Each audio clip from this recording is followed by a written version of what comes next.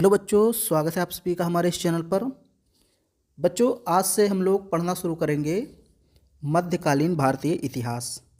मध्यकालीन भारतीय इतिहास में सबसे पहला टॉपिक हमारा होगा दिल्ली सल्तनत का इतिहास और दूसरा टॉपिक क्या होगा, मुग़ल काल। तो मुग़ल काल बाद में पढ़ेंगे, सबसे पहले हम लोग पढ़ना शुरू करेंगे दिल्ली सल्तनत का इतिहास।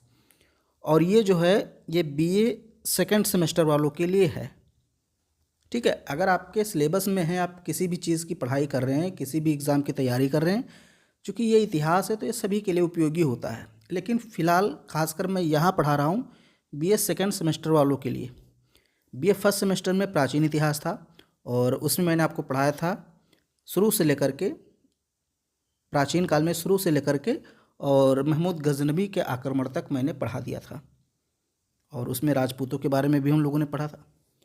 तो ये जो सेकेंड सेमेस्टर है इसमें हम लोग को क्या पढ़ना है, मध्यकालीन भारतीय इतिहास पढ़ना है। यानी 1206 से लेकर के 1526 तक दिल्ली सल्तनत है और फिर 1526 में जब इब्राहिम लोदी की हत्या करके बाबर मुग़ल वंश की स्थापना करते हैं तो उस मुग़ल वंश को भी हम लोग को पढ़ना है। यानी 1526 से लेकर और आप अगर चले जाइए तो लगभग 1757 तक का इतिहास, तो वो हमको पढ़ना है। यानी कि मध्यकालीन भारतीय इतिहास में आपको दो टॉपिक पढ़ने हैं, एक दिल्ली सल्तनत, दूसरा मुग़ल काल। तो हम लोग शुरुआत करने जा रहे हैं दिल्ली सल्तनत की। और दिल्ली सल्तनत कब से कब तक है, 1206 से 1526, लगभग 320 वर्षों का ये इतिहास है, ठीक है। ये हम लोग पढ़ेंगे। अब देखिए यहाँ पे बहुत छोटा छोटा लिखा हुआ है, शायद आपको दिख ना रहा हो, लेकिन मैं पढ़ देता हूँ। दिल्ली सल्तनत भारतीय इतिहास का एक महत्वपूर्ण अध्याय है जिसमें प्रमुख 5 राजवंशों ने, कितने राजवंश के बारे में पढ़ेंगे दिल्ली सल्तनत में, 5 राजवंश के बारे में पढ़ेंगे। और इन 5 राजवंशों ने 320 वर्षों तक शासन किया। यह काल भारत में इस्लामी शासन की स्थापना और विस्तार का प्रतीक है। तो ये जो वीडियो होगा इसमें हम लोग 5 राजवंशों को संक्षिप्त में पढ़ेंगे, यानी एक इंट्रोडक्शन वीडियो है, परिचय हम लोग देखेंगे। डिटेल में भी हम लोग अगले वीडियो से पढ़ना शुरू करेंगे। इसमें मैं आपको बताऊंगा कौन कौन से राजवंश है, किन किन शासकों के बारे में हमको पढ़ना है। और एक चीज़ याद रखिएगा, दिल्ली सल्तनत में जो भी राजा होंगे, जो भी शासक होंगे, इनको हम लोग सुल्तान बोलेंगे। क्या बोलेंगे, सुल्तान।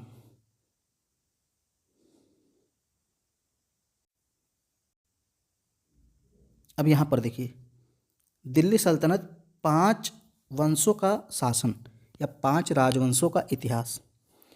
1206 से 1526 तक दिल्ली पर कुल 5 राजवंशों ने 320 वर्षों तक शासन किया। इस कालावधि में दिल्ली पर जिन राजवंशों ने शासन किया उनके लिए दिल्ली सल्तनत शब्द का प्रयोग किया जाता है, ठीक है। तो दिल्ली सल्तनत मतलब दिल्ली का सल्तनत कालीन इतिहास, सुल्तानों का इतिहास।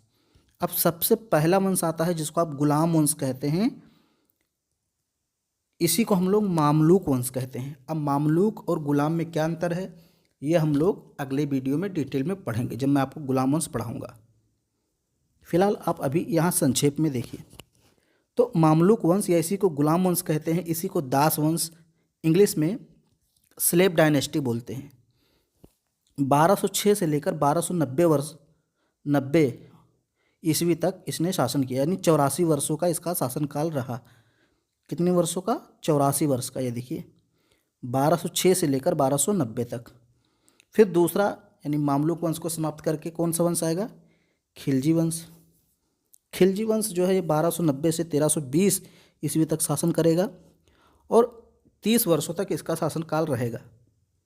न्यूनतम का कहने का मतलब ये है कि जितने भी 5 राजवंश हैं इसमें सबसे छोटा कार्यकाल किस वंश का था, खिलजी वंश का। ये आपको याद रखना है, पूछा जाता है कि सबसे छोटा कार्यकाल किस वंश का था, तो खिलजी वंश का था 30 वर्षों का।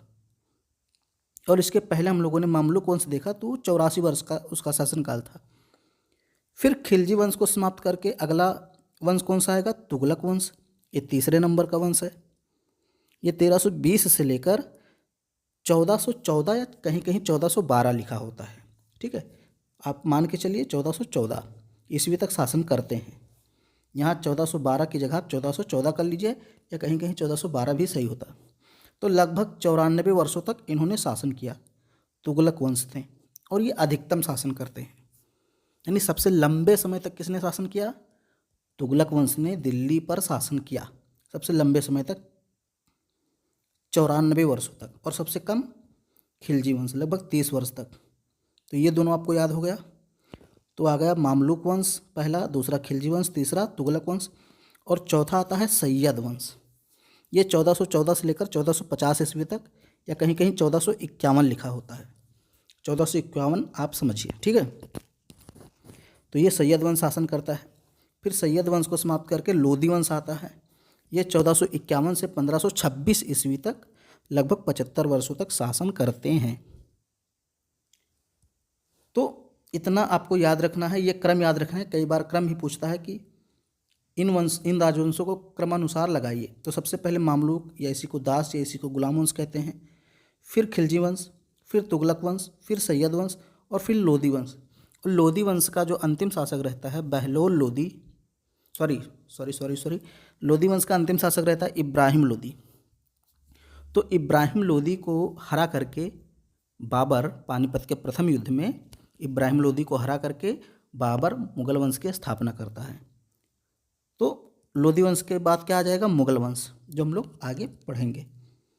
एक एक चीज़ मैं आपको रटा दूंगा, याद करा दूंगा, बस आप वीडियो को ध्यान से देखते चलिए और नोट करते चलिए, ठीक है। तो ये हो गया।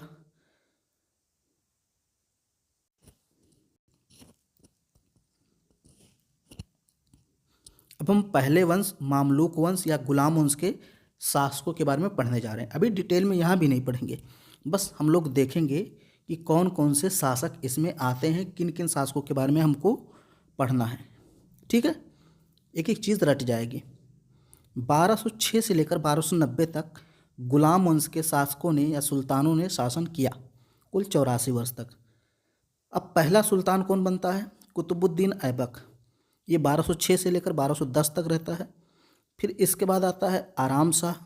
ये 1210 से 1211 ईस्वी तक, यानी लगभग 1 वर्षों तक, 8 महीने तक ये शासन करता है। फिर आराम शाह के बाद इल्तुतमिश आता है। तीसरा कौन आता है? इल्तुतमिश। इल्तुतमिश के बाद आता है, अच्छा, इल्तुतमिश 1211 से लेकर 1236 तक शासन करता है। फिर इल्तुतमिश के बाद रुकनुद्दीन फिरोज शाह आता है। ये 1236 ईस्वी में, ये भी कुछ समय तक शासन करता है, कुछ महीनों तक।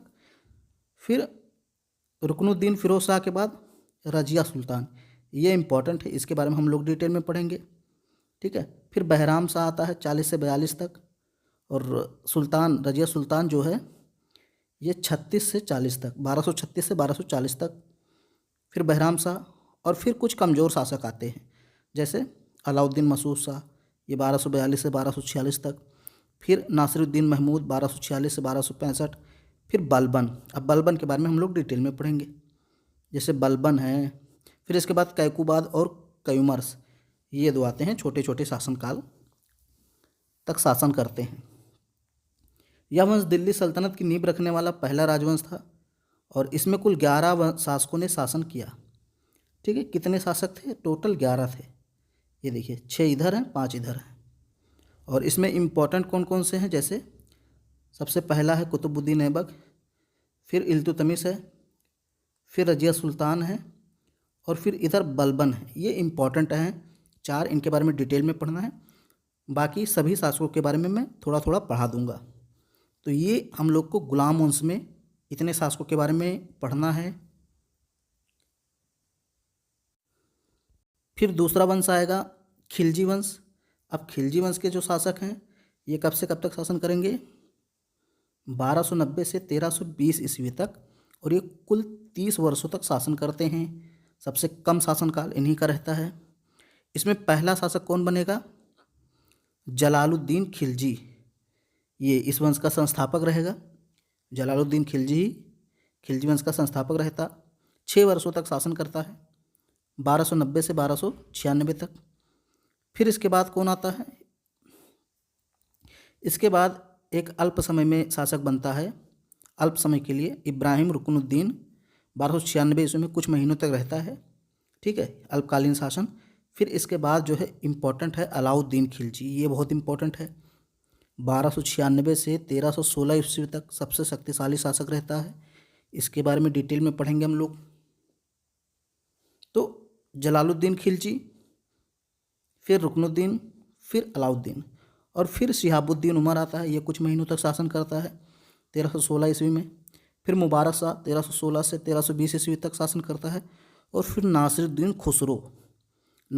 खुसरो शाह, ये खिलजी वंश का अंतिम शासक रहता है। ये कुछ महीनों तक शासन करता है। तो ये जो हैं, अब इसमें जैसे जलालुद्दीन खिलजी के बारे में थोड़ा पढ़ेंगे और अलाउद्दीन खिलजी के बारे में डिटेल में खूब पढ़ेंगे। फिर इसमें जो है इनके बारे में भी हम लोग थोड़ा थोड़ा 2-2, 3-3 लाइन पढ़ लेंगे जो इंपॉर्टेंट चीज़ें हैं। तो गुलाम वंश आपका हो गया, खिलजी वंश हो गया। अब अगला वंश है तुगलक वंश। तुगलक वंश सबसे लंबा शासनकाल रहता है इसका। ये 1320 से 1414 ईस्वी या 1412 ईस्वी तक शासन करता है। कुल 94 वर्ष सर्वाधिक समय। तुगलक वंश दिल्ली सल्तनत का सबसे लंबे समय तक शासन करने वाला राजवंश था और इसमें कुल 8 शासकों ने शासन किया है। तो तुगलक वंश में कितने शासक हैं? 8। और पहला इसमें आता है गयासुद्दीन तुगलक। ये देखिए पहला शासक है, 1320 से 1325 ईस्वी तक शासन करता है और ये तुगलक वंश का संस्थापक भी था। इसकी माँ हिंदू थी, तो ये भी याद रखिए, गयासुद्दीन तुगलक की माता हिंदू थी। कई बार पूछा गया है कौन से सुल्तान, दिल्ली सल्तनत के किस सुल्तान की माँ एक हिंदू थी? तो गयासुद्दीन। फिर दूसरा शासक बनेगा मोहम्मद बिन तुगलक। इसके बारे में भी खूब डिटेल में पढ़ना है। ये 1325 से 1351 तक लगभग 26 वर्षों तक शासन करता है। सबसे बड़ा साम्राज्य का निर्माण करता है ये। इसके समय साम्राज्य में 23 प्रांत थे। ठीक है, 26 वर्षों तक ये शासन करता है। फिर तीसरा फिरोज शाह तुगलक के बारे में पढ़ेंगे। ये भी हिंदू माँ की संतान थी, यानी इसकी भी माता हिंदू थी और 1351 से 1388 तक शासन करता है। 37 वर्ष शासन करता है। दूसरा सबसे लंबा शासनकाल इसका रहता है। ठीक है,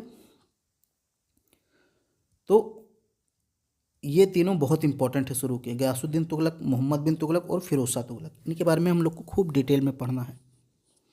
फिर इसके बाद हम लोग पढ़ेंगे गयासुद्दीन तुगलक द्वितीय। 1-2 लाइन इनके बारे में है जो हम लोग पढ़ लेंगे।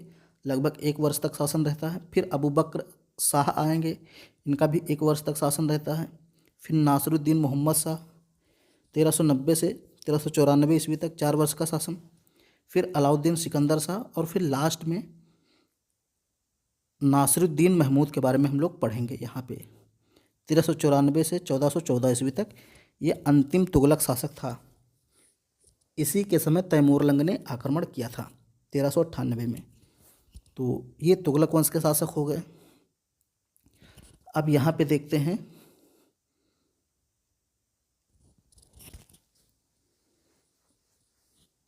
सैयद वंश और लोदी वंश। तो तुगलक वंश के बाद आएगा सैयद वंश। 1414 से 1451 तक 36 वर्ष तक शासनकाल रहता है इनका। इसमें कौन कौन आएंगे? खिज्र खां आएगा, ये 1414 से 1421। ये खिज्र खां सैयद वंश का संस्थापक था, याद रखिएगा, खिज्र खां। फिर मुबारक शाह 1421 से 1434, 13 वर्ष तक शासन। फिर मोहम्मद शाह आएगा 1414 से 1445, ये 11 वर्ष। फिर आलम शाह ये 1445 से 1451, ये अंतिम शासक रहता है सैयद वंश का। ठीक है, तो ये शासक हैं सैयद वंश के। अब सैयद वंश के बाद कौन सा वंश आएगा? लोदी वंश। लोदी वंश जो है यहाँ पे देखिए 1451 से 1526 ईस्वी तक 75 वर्षों तक शासन करता है। बहलोल लोदी पहला शासक रहता है लोदी वंश का, बहलोल लोदी। ठीक है, 1451 से 1489 यानी 38 वर्षों तक शासन किया। सर्वाधिक लंबा शासनकाल इसी का था। ठीक है, अगर कोई आपसे पूछे कि कौन सा राजवंश था, वंश के बारे में पूछे जिसने सबसे लंबे समय तक शासन किया, तो तुगलक वंश था। लेकिन अगर कोई पूछे कौन सा व्यक्ति था, कौन सा शासक था, अब वंश नहीं पूछ रहा, अब व्यक्ति या शासक पूछ रहा है, तो बहलोल लोदी ये 38 वर्ष तक शासन करता है। फिर इसके बाद सिकंदर लोदी आता है 1489 से 1517, 28 वर्ष तक ये भी हिंदू माँ की संतान था। तो गयासुद्दीन तुगलक, फिरोज शाह तुगलक, सिकंदर लोदी, इन तीनों की माँ हिंदू थी। फिर लास्ट में हम लोग पढ़ेंगे इब्राहिम लोदी के बारे में, 1517 से 1526, और ये दिल्ली सल्तनत का अंतिम सुल्तान था। इसके बाद सल्तनत का अंत हो जाता है, इसकी हत्या कर देता है बाबर 1526 में पानीपत के प्रथम युद्ध में, इसको मार डालता है और बाबर मुगल वंश की स्थापना करता है। तो ये हम लोग इतना पढ़ेंगे, ठीक है। तो मोटे मोटे तौर पे अगर हम लोग देखें तो सल्तनत काल जो है 320 वर्षों तक चलता है। कुल समयावधि 1206 से लेकर 1526 यानी 320 वर्ष। टोटल राजवंश 5 आते हैं। तुगलक वंश सबसे लंबा 94 वर्ष तक शासन करता है। खिलजी वंश सबसे छोटा यानी 30 वर्ष तक शासन करता है। अगर शासकों की बात करें तो बहलोल लोदी 38 वर्ष तक शासन करता है। सबसे बड़ा प्रांत किसके समय था? मोहम्मद बिन तुगलक के समय। इसका साम्राज्य 23 प्रांतों में विभाजित था। फिर यहाँ कुछ इंपॉर्टेंट चीज़ें दी गई हैं जो अभी तक मैंने आपको पढ़ाया, उसी की कुछ यहाँ पे समरी दी गई है। जैसे बहलोल लोदी सबसे अधिक समय तक शासन करता है, 38 वर्षों तक, 1451 से 1489। फिर मोहम्मद बिन तुगलक, इसके समय में साम्राज्य बहुत बड़ा हो गया था, यानी दिल्ली साम्राज्य बहुत विस्तारित हो गया था, 23 प्रांत हो गए थे। और फिरोज शाह तुगलक 37 वर्षों तक इसका शासनकाल रहता है, और ये दूसरा सबसे लंबा शासन करने वाला सुल्तान था। पहला तो बहलोल लोदी था 38, और ये 37 वर्षों तक शासन करता है। अब महत्वपूर्ण तथ्य यहाँ लिखा है, नासिरुद्दीन खुसरो शाह, गयासुद्दीन तुगलक, फिरोज शाह तुगलक, सिकंदर लोदी, ये सभी सुल्तान हिंदू माँ की संतान थे। तो ये 4 सुल्तान हैं, नासिरुद्दीन खुसरो शाह, गयासुद्दीन तुगलक, फिरोज शाह तुगलक और सिकंदर लोदी। इन सभी की माताजी हिंदू थी। तो हम लोगों ने एक प्रकार से प्रारूप या मसौदा, जिसे आप कहते हैं ड्राफ्ट, मोटे मोटे तौर पे हम लोगों ने पूरा दिल्ली सल्तनत एक ही वीडियो में पढ़ लिया, ठीक है। ये तो परिचय था। अब इसके बाद हम एक एक करके एक एक वंश को, एक एक शासक को डिटेल में पढ़ते जाएंगे। उसने क्या कार्य किए, उसकी क्या नीतियाँ रहीं, कौन कौन से निर्माण किए, सारी चीज़ें हम लोग बहुत विस्तार से पढ़ेंगे।